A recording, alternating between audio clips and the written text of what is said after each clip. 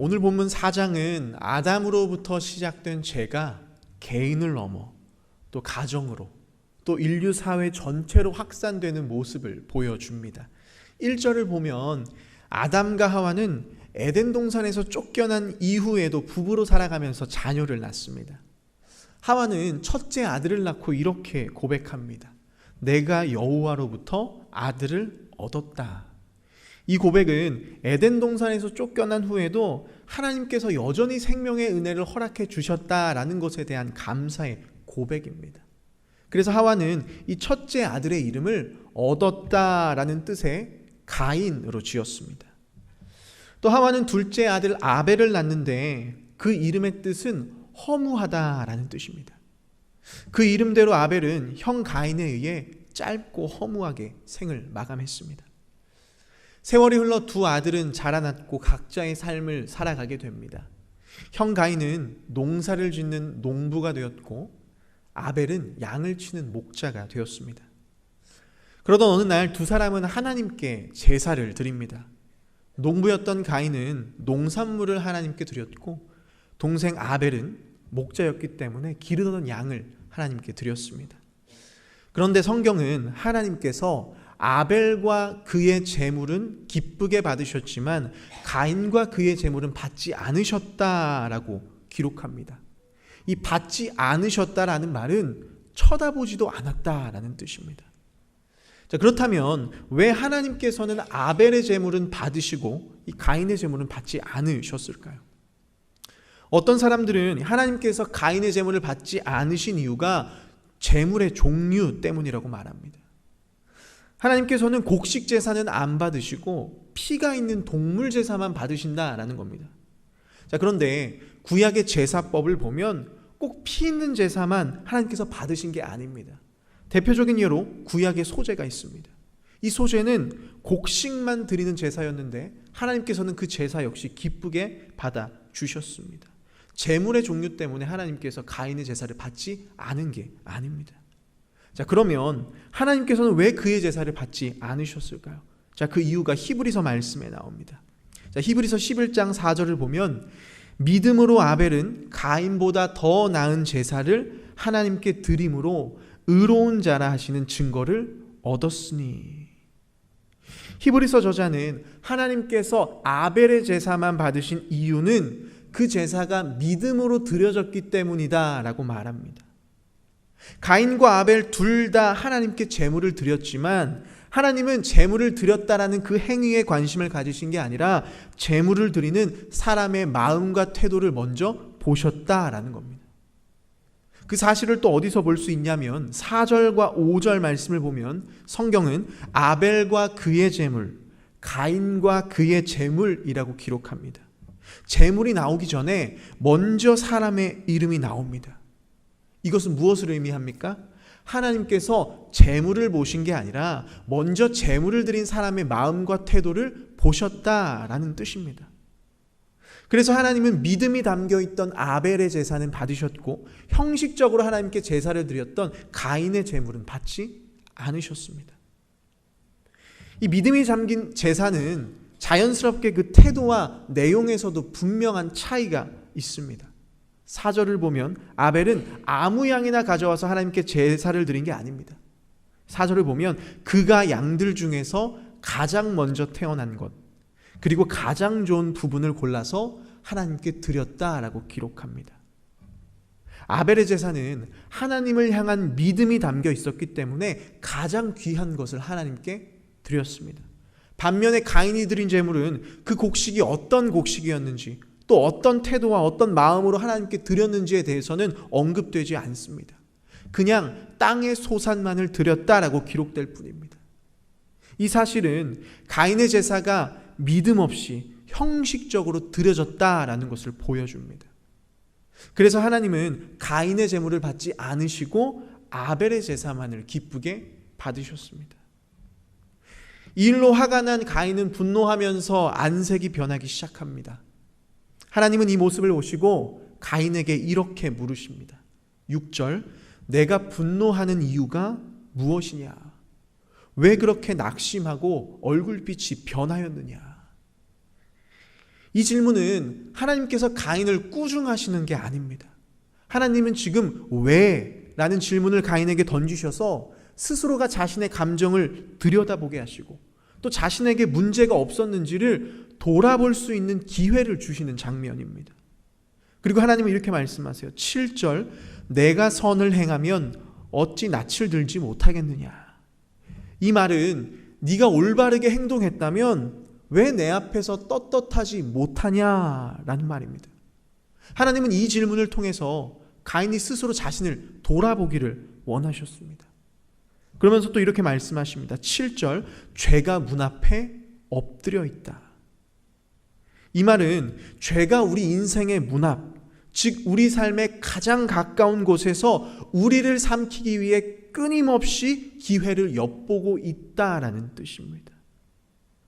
이 장면을 사도 베드로는 이렇게 표현합니다. 베드로전서 5장 8절, 너희 대적 마귀가 우는 사자와 같이 두루다니며 삼킬 자를 찾는다. 허기진 사자가 먹이를 찾아 표효하듯이 죄는 언제나 우리를 지배하려 한다라는 의미입니다. 그래서 7절, 죄가 너를 원한다. 죄는 우리 삶 가까이에서 우리를 지배하려고 늘 기회를 노리고 있다. 그러니 너는 죄를 다스릴지니라. 죄가 너를 지배하려고 하지만 너는 죄를 이겨내야 한다. 하지만 가인은 그 하나님의 마지막 경고를 외면해버립니다. 죄를 다스리는 대신 그 죄에 지배받는 삶을 선택하고 맙니다. 그리고 그 선택은 돌이킬 수 없는 결과로 이어집니다. 8절, 가인은 동생 아벨을 들에서 쳐서 죽입니다. 이 성경에는 들에서 죽였다라고만 기록되어 있지만 이 70인여 기나 일부 고대 역본들을 보면 가인이 아벨을 들로 나가자라고 유인해서 죽였다라고 기록되어 있습니다. 즉 가인의 살인은 순간적인 분노로 저지른 게 아니라 계획적이고 고의적인 살인이었습니다. 이 말은 곧 가인이 동생을 죽이기까지 돌이킬 수 있는 수많은 기회가 그에게 있었다라는 이야기입니다. 하나님은 그 시간 동안 수없이 돌이킬 수 있는 기회를 주셨습니다. 네가 왜 분노하느냐? 왜 안색이 변하였느냐? 계속해서 질문하시고 또 죄를 다스려야 한다라고 직접적으로 경고까지 하셨습니다. 하지만 그 기회를 저버린 가인은 결국 인류 최초의 살인이라는 끔찍한 죄를 저지르고 맙니다. 그럼에도 하나님은 다시 가인을 찾아가십니다. 그리고 아담과 하와에게 물으셨던 것처럼 아벨이 어디 있느냐라고 묻습니다. 이 질문은 단순히 아벨의 행방을 묻는 질문이 아닙니다. 하나님은 지금 이 질문을 통해서 가인이 잘못을 고백하고 회개하기를 바라셨습니다. 그러나 가인의 반응은 충격적입니다. 9절, 나는 모릅니다. 내가 내 동생을 지키는 사람입니까? 가인은 죄를 짓는 것도 모자라서 거짓말로 자신의 죄를 감추고 심지어는 하나님께 뻔뻔하게 되묻고 있습니다. 자, 그러나 하나님은 모든 것을 알고 계셨습니다. 이제 하나님은 가인이 숨기려던 그 죄를 정면으로 마주하게 하십니다. 10절, 내가 무엇을 하였느냐? 내 아우의 핏소리가 땅에서부터 내게 호소하느니라. 아벨의 피가 하나님 앞에서 호소한다라는 이 말은 하나님께서 고통받고 억울하게 죽은 자의 부르짖음을 들으시고 침묵하지 않으신다라는 이야기입니다. 그리고 하나님께서는요, 그 죄에 대한 대가를 반드시 치르게 하십니다. 11절, 내가 땅에서 저주를 받으리라. 이 고대 사회에서 땅은 곧 생명이었습니다. 특히 이 가인처럼 농사를 짓는 사람들에게 있어서 땅은 먹을 것을 생산하는 생존의 터전이자 삶의 기반이었습니다. 그런데 그 축복의 통로였던 땅이 이제는 더 이상 효력을 주지 못할 것이다 라고 말씀하십니다. 즉 땀을 흘려도 열매를 맺을 수 없고 수고해도 결실이 없는 인생을 살게 하시겠다라는 말씀입니다. 또 땅에서 피하며 유리하는 자가 되게 하리라. 농사를 지어도 땅이 열매를 내지 않기 때문에 어느 한 곳에 정착하지 못하고 계속 떠돌아다닐 수밖에 없습니다. 이렇게 하나님은 죄를 지은 가인에게 평생 먹을 것을 찾아 헤매는 비참한 인생을 살게 하셨습니다. 이 하나님의 심판을 들은 가인은 이렇게 말합니다. 13절, 내 죄벌이 너무 무거워서 견딜 수가 없습니다. 가인은 여전히 죄를 회개하지 않고 자신이 당하게 될 결과만을 두려워하고 있습니다. 그러면서 하나님께 불평합니다. 14절, 주께서 오늘 이 지면에서 나를 쫓아내시온즉 내가 주의 낯을 뵙지 못하리니. 이 주의 낯을 뵙지 못한다라는 말은 하나님의 돌보심과 보호하심으로부터 완전히 끊어졌다라는 뜻입니다. 이제야 가인은 죄로 인해 자신이 하나님과 단절되어 있다라는 현실을 깨닫게 됩니다. 그리고 그 순간 하나님 없는 인생에 찾아오는 두려움과 불안이 가인을 엄습하기 시작합니다. 14절, 물은 나를 만나는 자마다 나를 죽이겠나이다. 죽음의 공포가 찾아옵니다. 당시 고대 사회 전반에는 눈에는 눈, 이에는 이로와 같은 복수 문화가 있었습니다. 그래서 억울하게 죽임을 당한 사람을 대신해서 가족이나 친한 사람들이 대신 복수하는 일은 정당한 일이었습니다. 그래서 가인은 지금 아벨과 관련된 누군가가 자신에게 복수하지 않을까 하는 두려움에 사로잡혔습니다. 자, 그러자 하나님께서 이렇게 말씀하십니다. 15절, 누구든지 가인을 죽이는 자는 벌을 7배로 받으리라. 이 히브리인들에게 7은 완전수입니다. 따라서 7배의 벌은 하나님께서 가인을 죽인 자에게 완전하고 철저한 심판을 가하시겠다라는 뜻입니다. 이 말은 곧 하나님께서 가인의 생명을 보호해 주시겠다라는 약속입니다. 이렇게 하나님은 여전히 회개하지 않는 가인을 버리지 않으시고 그의 생명을 보전해 주십니다. 16절부터 24절까지의 말씀 속에는 가인의 자손들에 대한 이야기가 나옵니다. 이 16절을 보면 가인은 죄를 짓고 하나님을 피해서 놋이라는 땅으로 가게 됩니다. 이 놋이라는 이름은 떠돌다, 방황하다라는 뜻입니다. 이 놋이라는 땅에서 가인은 아들 에녹을 낳고 성을 쌓아 그 성의 이름을 에녹이라고 짓습니다. 이 에녹은 시작이라는 뜻입니다. 그래서 이 이름은 하나님을 경외하지 않는 인류의 계보가 시작되었음을 상징하는 이름입니다. 18절, 에녹은 이랏을 낳고 이랏은 무야엘을 낳고 무야엘은 무드시엘을 낳고 무드시엘은 라멕을 낳습니다. 성경은 이 라멕이 한 명의 아내와 결혼하지 않고 두 아내를 맞이했다라고 기록합니다. 하나님께서 처음 가정을 만드실 때는 한 남자와 한 여자가 결혼해서 하나 되게 하셨습니다.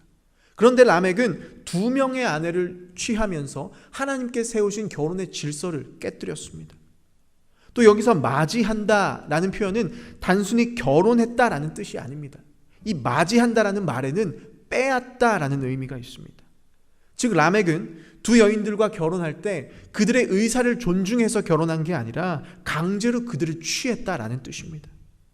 이것은 인간 사회가 점점 부패하고 타락해가는 것을 보여주는 장면입니다. 20절을 보면 라멕의 첫 번째 부인은 아다입니다. 라멕은 이 아다를 통해서 야발을 낳습니다. 야발은 어떤 사람이었냐면 이동하면서 가축을 기르는 사람, 즉 유목 생활을 처음으로 시작한 사람입니다.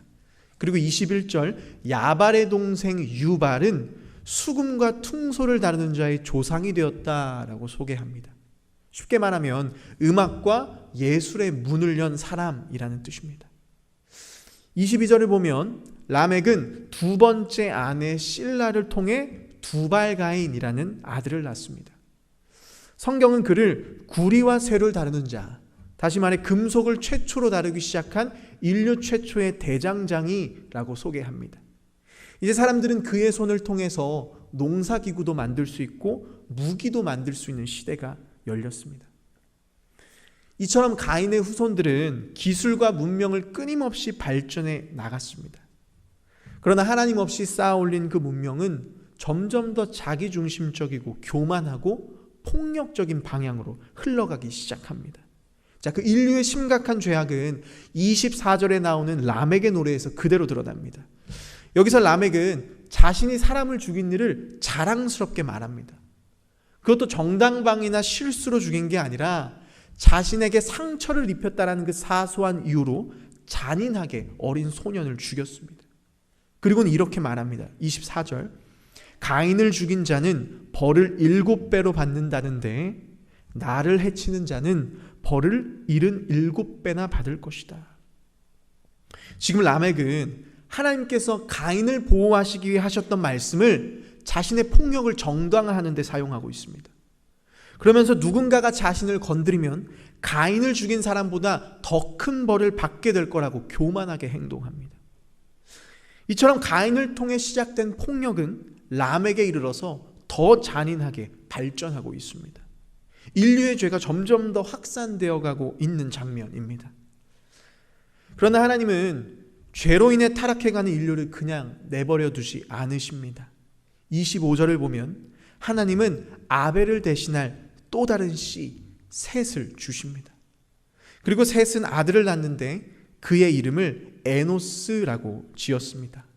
이 에노스는 남자라는 뜻입니다. 하나님께서 인류의 첫 남자 아담을 통해 이루시고자 하셨던 그 뜻을 새로운 남자 에노스를 통해 다시 시작하시겠다라는 뜻입니다. 이처럼 하나님은 죄로 인해 끊어진 인류의 거룩한 계보를 셋과 에노스를 통해 다시 시작하시겠다라고 말씀하십니다. 그래서 26절, 그때의 사람들이 비로소 여호와의 이름을 불렀더라. 죄악이 가득한 세상 속에서 하나님을 다시 찾는 사람들이 일어나기 시작했습니다. 이처럼 하나님께서는 죄로 무너진 그 인류의 역사 속에서도 셋이라는 씨를 통해 거룩한 계보를 이어가셨습니다. 그리고 이 계보는 결국 예수 그리스도에게로까지 이어지게 됩니다. 말씀을 정리합니다. 가인은 처음부터 살인자가 아니었습니다. 그의 마음속에 처음 찾아온 감정은 하나님께서 동생 아벨의 제사만 받으셨다라는 그 시기심이었습니다. 하나님은 죄가 가인의 마음을 지배하기 전에 너는 죄를 다스려야 한다라고 말씀하시면서 돌이킬 수 있는 기회를 주셨습니다. 하지만 가인은 그 작은 감정을 그대로 방치했습니다. 결국 시기심은 질투가 되었고, 질투는 분노가 되었고, 분노는 말과 행동으로 이어져서 돌이킬 수 없는 살인에까지 이르게 됩니다. 여러분, 죄는 우리 인생의 문 앞에 조용히 엎드려 있습니다. 처음부터 위협적인 사자의 모습으로 다가오지 않습니다. 언제나 작고 사소한 감정과 생각으로부터 다가옵니다. 그래서 우리의 감정과 생각을 지배하고 그 생각을 방치하면 말과 행동으로 드러나고 마침내 우리 삶의 문을 박차고 들어와 사자의 모습으로 우리의 삶 전체를 파괴합니다. 뿐만 아니라 죄는 우리의 기쁨을 빼앗아 갑니다. 성경에서 에덴이라는 이름은 기쁨이라는 뜻입니다. 하나님이 사람을 지으시고 보시기에 좋다라고 말씀하신 그 에덴 동산은 기쁨의 땅이었습니다. 그러나 죄가 들어오고 아담과 하와는 그 기쁨의 땅에서 쫓겨났습니다. 그리고 오늘 본문에서 가인은 놋이라는 땅으로 떠납니다. 이 놋은 방황, 떠돔이라는 뜻입니다. 여러분, 이렇게 죄는 우리 안에 있는 에덴, 기쁨을 잃어버리게 만들고 놋, 방황하는 인생을 살게 만듭니다. 혹시 우리 안에 기쁨이 사라지고 공허하고 또 우리의 마음이 정처 없이 흔들린다면 그 마음의 문 앞에 죄가 엎드려 있지 않은지를 돌아보시기 바랍니다. 그리고 오늘 이 시간 다시 하나님 앞으로 우리의 마음을 돌이키십시오. 모든 것이 끝났다고 생각할 때 하나님이 일하기 시작하십니다. 하나님은 죄가 가득한 세상, 하나님을 찾는 사람이 아무도 없을 때 셋이라는 새로운 씨를 통해 거룩한 계보를 잇게 하셨습니다. 그리고 그 계보를 통해 예수 그리스도를 이 땅에 보내주시고 우리를 구원해 주셨습니다. 그 예수 그리스도 앞에 나아갈 때 우리 안에 다시 에덴의 기쁨이 회복될 줄 믿습니다. 사랑하는 여러분, 떠돌고 방황하는 놋에서 벗어나 다시 에덴으로 향하시기를 바랍니다.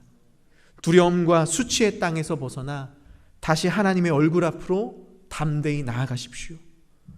오늘도 하나님께서는 가인에게 그러셨듯이 끊임없이 성령을 통해 우리에게 질문하고 계십니다. 왜 그렇게 분노하느냐? 왜 너의 안색이 변하였느냐? 그 작은 생각과 감정을 그냥 그렇게 두어도 괜찮겠니? 죄가 너를 삼키기 전에 너는 죄를 다스려라. 그 자비로운 하나님의 음성에 응답하시고 반응하시는 사랑하는 모든 성도님들이 되시기를 축복합니다.